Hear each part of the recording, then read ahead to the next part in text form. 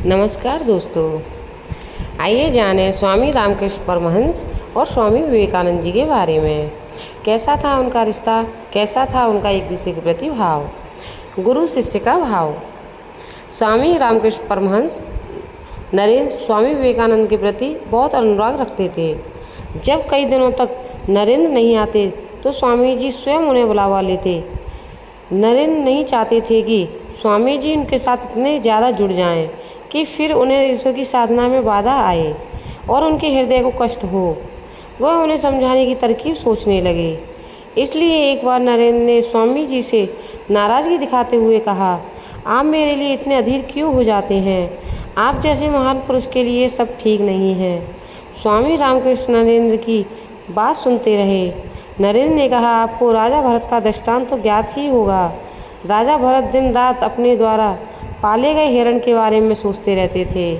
इतना सोचते थे कि परिणति यह हुई कि वो भी मृत्यु के पश्चात हिरण की गति को ही प्राप्त हुए। इसलिए आपको भी मेरे बारे में इतना नहीं सोचना चाहिए।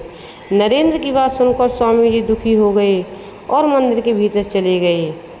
कुछ क्षणों के बाद वह हंसते हुए लौट आए और नरेंद्र से बोले, मैं तेरी कोई बात नहीं मानूंगा। मैंने भीतर जाकर तेरी बात देवी माँ को बताई तो माँ ने कहा कि तू तो नरेंद्र में नारायण को देखता है, इसलिए तो उससे इतना स्नेह करता है। तू नरेंद्र को नहीं, उसके भीतर के नारायण को प्यार करता है।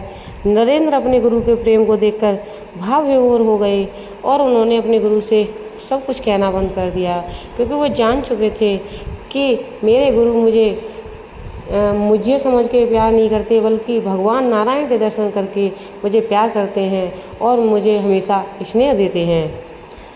मार्गहीन रास्ते की यात्रा भले ही अकेले की हो, लेकिन आपके जीवन में एक ऐसा दोस्त होना चाहिए जिसके सामने आप खुलकर सारी बातें रख सकें। अपने जीवन में स्वयं से सवाल पूछना बंद न करें। ये सवाल ही आपको बेहतर बनाते जाएंगे। जीवन में सीखना और सवाल करना बेहद ज़रूरी होता है।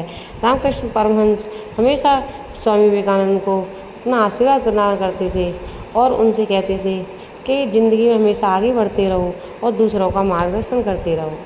धन्यवाद।